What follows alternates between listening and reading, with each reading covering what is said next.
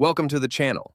In today's video, we will continue our story about a man whose parents treated him like he was the unwanted child after his little sister was born, who then became their beloved golden child. If you haven't seen part 1 yet, I highly recommend watching it on our channel first to fully understand the story and its progression. Let's get started. The following weekend, my grandparents convinced me to go with them out to dinner, and when we got there, I was surprised to find a whole new party waiting for me. My parents were there, and they kept up with having the "don't hate us" smiles on their faces almost the entire time. There was a big chocolate cake with 18 candles on it, and there was even a banner with my name. They called it my happy belated birthday graduation party because I didn't really get either this year. I did kind of have to pretend to be happy. One good party doesn't undo 8 years of favoritism or even make a dent in it, really. Where was my sister? She was sitting at the table with her arms folded and her lip curled because it wasn't all about her like it used to be. Rather than sing happy birthday for me, they just sang an altered version called Happy Day. Then, as soon as I blew out the candles, my sister screamed. I mean, an ear-bleeding, loud little girl scream. My parents had to rush her out and then bring her back in later, looking more upset than ever. She quietly pouted in her seat for the rest of the party. I did still get a new smartphone as well, and my sister got hers taken away, among other things, for what she did at the prior party. But the smartphone wasn't all. The whole family had chipped in and gotten me a car. It was just an old white Volvo, but I loved it the moment I laid eyes on it. My grandfather knows a thing or two about cars and fixed it up himself.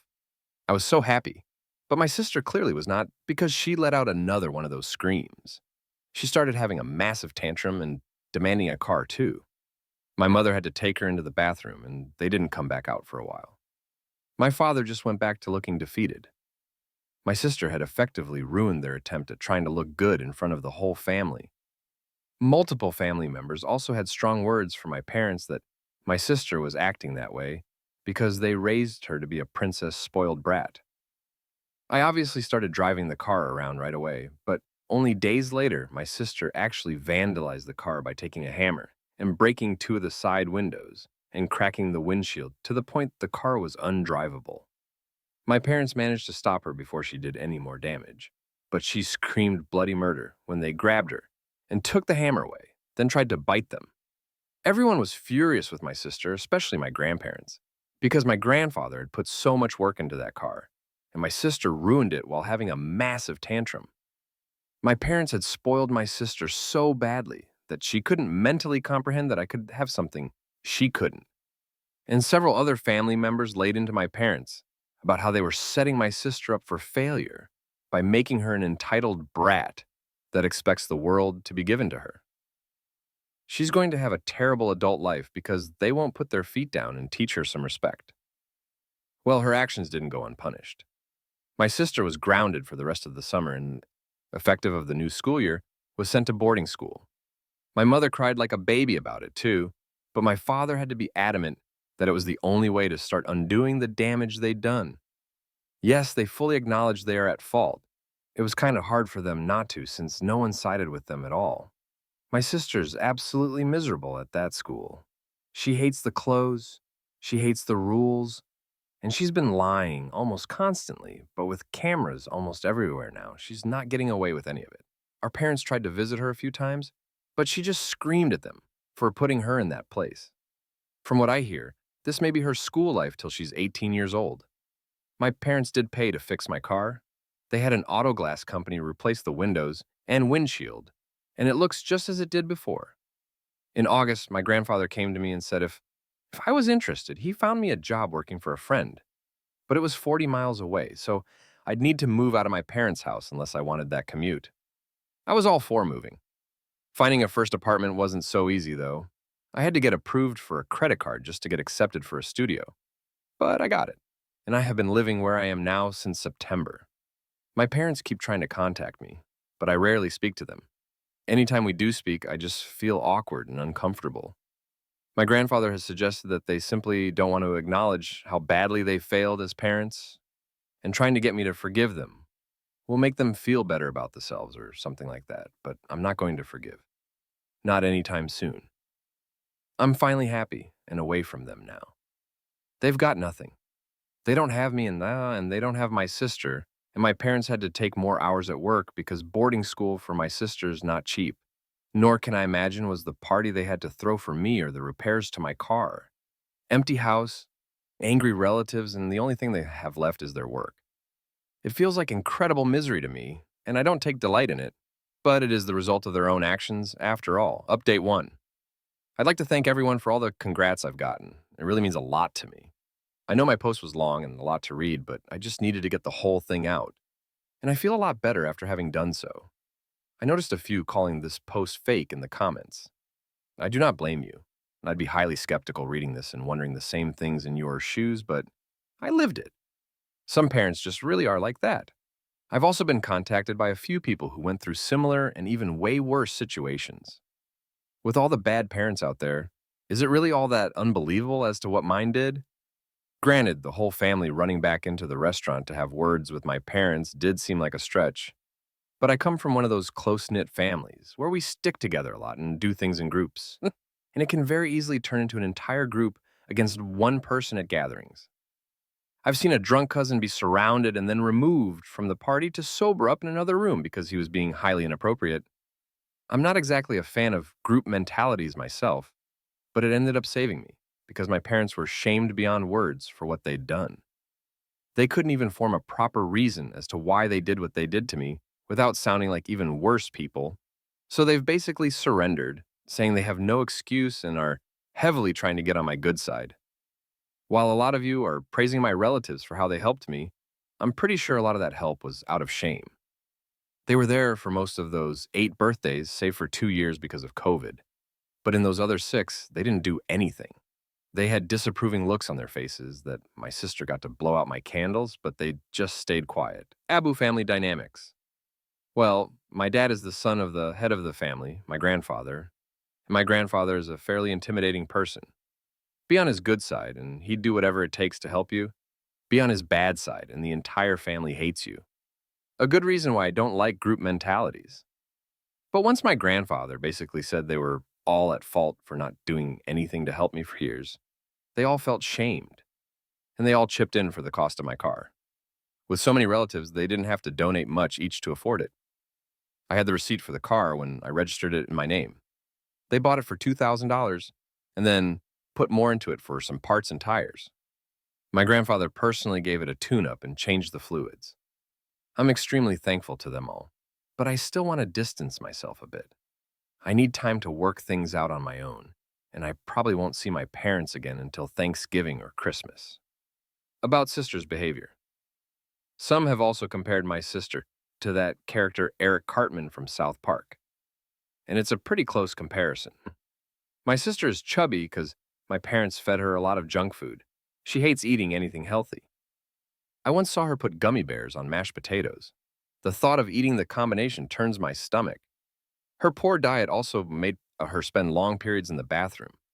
My parents had to buy fiber snacks for her to eat just to remedy that, and I don't think they were cheap to get the ones that actually tasted good. My sister is also extremely bossy and likes to think she's in charge. She ordered me around near constantly, which is why I often lock myself in my room to get away from her. She lost a lot of friends for being so bossy and controlling, and my parents would just tell her that the other kids were just jealous of how special she was. My sister even referred to herself as a princess often, and the epic tantrum she had when not getting her way reminds me of Eric Cartman. I know my sister isn't stupid either. She just doesn't try very hard at all and had a C average in school. If she actually applied herself, she'd probably be a straight A student. Update 2. To my parents, giving my sister my birthday for 8 years, it's been, a year now? I didn't log back in for a long time because I thought I was done here. But then one day I decided what the heck and just popped back in again only to see numerous private messages asking for updates, so I'll give one. What I'm about to tell you is mostly pieced together from what my parents and grandparents told me. So if it sounds too crazy, just remember I'm basically retelling what I found out. Yes, I am doing fine, but the same cannot be said for my parents and little sister. My sister, sometime after my previous post, attempted several things in order to get out of boarding school. After none of her lies and schemes got her anything, she tried to simply do nothing, but that didn't work out. Then she tried a hunger strike. She said she would refuse to eat anything unless our parents came and took her home. My mother nearly jumped in the car to go rescue her baby, but my father had to stand in her way and remind her my sister's behavior was their fault. My sister's hunger strike didn't even last 2 days before she was demanding food in the cafeteria. She wasn't allowed sweets or snacks unless they were healthy, especially since a pediatrician warned my parents that my sister, Little Miss Sunshine, was at risk of future diabetes and even possibly having her growth stunted unless she got her weight under control and ate foods with proper nutrients, as in no more gummy bears on mashed potatoes. Of course, my sister tried becoming a bully to the other girls in the boarding school, but they didn't take her crap. One day she picked a fight and got beaten up pretty badly when she was set upon by multiple other girls at once. And as a crowd, they kicked her until they were broken up by a teacher. My sister didn't suffer any serious injuries, but she was scraped and bruised all over. Yes, she blamed everyone else but herself. And I heard she actually stated that the other girls should just do as she says. They did not, so she was shunned by them. I heard she had quite the tantrum over it. She'd gotten her way with everyone for so long that it was mentally inconceivable for her to not get what she wanted. My mother repeatedly snuck junk food to my sister at the boarding school, and my sister got caught with it. My parents had a huge fight about it, but my mother didn't try to sneak her any more junk food once the jig was up. My sister was and still desires to be a junk food addict. That's right, she's barely changed in the past year. Are any of you really surprised? I'm not. She's only slightly better in the fact she's somewhat more accepting she's not the center of the universe. Her schemes to get out of boarding school only escalated after only a few months there. She resorted to self-harm to try and get her way. She somehow got her hands on a knife in the cafeteria and stood on a table threatening herself with it unless they gave her candy and sent her home. Yes, she didn't just demand to be sent home, she wanted candy too. I did say before that I'd seen her put gummy bears on mashed potatoes in my original post. Her favorite thing to put gummy bears on was on food she didn't like because that's the only way that our parents could get her to eat it. Can you imagine gummy bears on salad? It kind of defeats the point of salad, but she regularly brought a bag of gummy bears to the table when we ate. I can't even look at gummy bears without remembering. Well, my sister was brought what sweets they could scrounge up while they tried to talk her down, but at some point, she slipped and fell off the table. The resulting fall broke her left arm, her clavicle, and she had a forehead concussion. At this point, even the boarding school had had enough of her and didn't want her to return. Once out of the hospital, in fact, her attempt at ending herself only landed her in a worse place, a mental ward for children. She's been forced into therapy and diagnosed with a heavy case of narcissism she was raised into having. She cannot leave the ward unless my parents take her out. They've also forced her to continue her schooling from there and keep to a very strict, healthy diet. It could literally be described as her personal hell. My mother wanted to go to the ward and get her precious baby out, but she and my father got in a huge fight about it, and in that fight she hit him with the nearest thing she could grab, which happened to be a bottle that was on the kitchen counter. The bottle broke on his face, cracked his cheekbone, and cut him up pretty badly.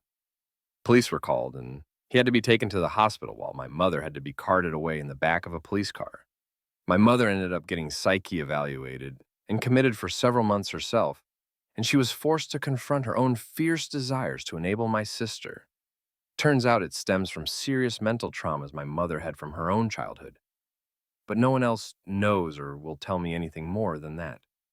There was and still is talk of future divorce from my parents, but neither of them have gone any farther than sleeping in separate bedrooms. And that's the end of part 2 of this story. What do you guys think about the story so far? Let me know in the comment, and I will see you in the next video.